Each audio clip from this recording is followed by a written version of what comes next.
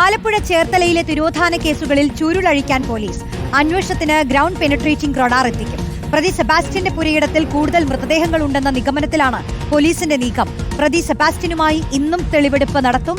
Sarath S ചേരുന്നു. ശരത്ത്, മറ്റൊരു ധർമ്മസ്ഥലയാണോ ചേർത്തല എന്നുള്ള ചോദ്യങ്ങൾ ഉയരുന്നുണ്ട്. സെബാസ്റ്റ്യനുമായുള്ള തെളിവെടുപ്പ് എവിടെയായിരിക്കും? ഈ ഗ്രാനൈറ്റ് ഇട്ടതുമായി ബന്ധപ്പെട്ടൊക്കെ സംശയങ്ങൾ ഉണ്ടല്ലേ?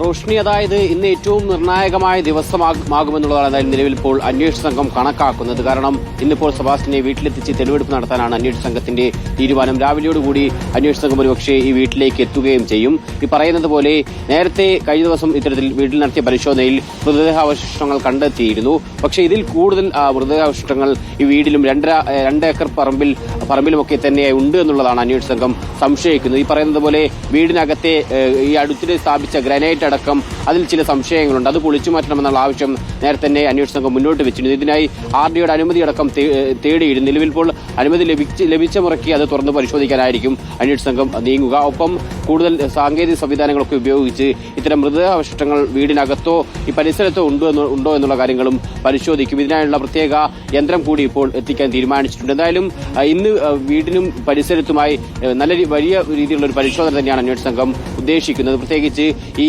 ജൈനമയെ കൊലപ്പെടുത്തിയത് സെബാസ്റ്റ്യൻ തന്നെ എന്നാണ് കോട്ടയത്തെ ക്രൈംബ്രാഞ്ച് അന്വേഷണ സംഘം കണക്കാക്കുന്നത്. പക്ഷേ ഈ വീട്ടിൽ നിന്ന് കണ്ടെത്തിയ മൃതദേഹാവശിഷ്ടങ്ങളിൽ അത് ജൈനമയുടെ ആണോ എന്ന് ഇപ്പോഴും സ്ഥിരീകരിക്കാൻ സാധിച്ചിട്ടില്ല. കാരണം ഈ ജൈനമയുടെ ക്യാപ്പിട്ട പല്ല് ജൈനമയ്ക്കുണ്ടോ എന്ന സംശയം അന്വേഷണ സംഘത്തിനുണ്ട്. അതേസമയത്ത് ഐഷയുടെ പല്ലിന് കേടുണ്ടായിരുന്നെന്നും ഇവർക്ക് ഇത്തരത്തിൽ വെപ്പുപല്ല് വെച്ചിരുന്നു എന്നുള്ള മൊഴി ഇവരുടെ ബന്ധുക്കൾ നൽകിയിട്ടുണ്ട്. ആ സാഹചര്യത്തിൽ ഈ വീട്ടിൽ നിന്ന് കിട്ടിയ മൃതദേഹാവശിഷ്ടം അത് ഐഷയുടേതാണോ ജൈനമയുടേതാണോ അതല്ലെങ്കിൽ നേരത്തെ കാണാതായ ബിന്ദു പത്മനാഭന്റെ ആണോ എന്നടക്കമുള്ള സംശയങ്ങൾ ഇപ്പോഴും നിലനിൽക്കുകയാണ്. ഇതുമായി ബന്ധപ്പെട്ട് DNA പരിശോധന ഫലം കൂടി വരേണ്ടതുണ്ട്. ഈ സാഹചര്യത്തിലാണ് ഈ വീട്ടിലേക്ക് ഇന്നിപ്പോൾ എന്തായാലും അന്വേഷണ സംഘം ഈ സെബാസ്റ്റ്യനുമായി പരിശോധനയ്ക്ക് എത്തുന്നത്. ഒപ്പം ഈ സമീപത്ത് സംശയം തോന്നുന്ന ഭാഗങ്ങൾ ഒരുപക്ഷെ തുറന്നു പരിശോധിക്കാനും കുഴിയടക്കം എടുത്ത് പരിശോധിക്കാനും ഒരുപക്ഷെ അന്വേഷണ സംഘം എന്തായാലും ഇന്നിപ്പോൾ നീങ്ങിയേക്കും. കഴിഞ്ഞ ദിവസങ്ങളിൽ ഈ പ്രതി സെബാസ്റ്റ്യനെ ക്രൈംബ്രാഞ്ച് കസ്റ്റഡിയിലെടുത്തിരുന്നു.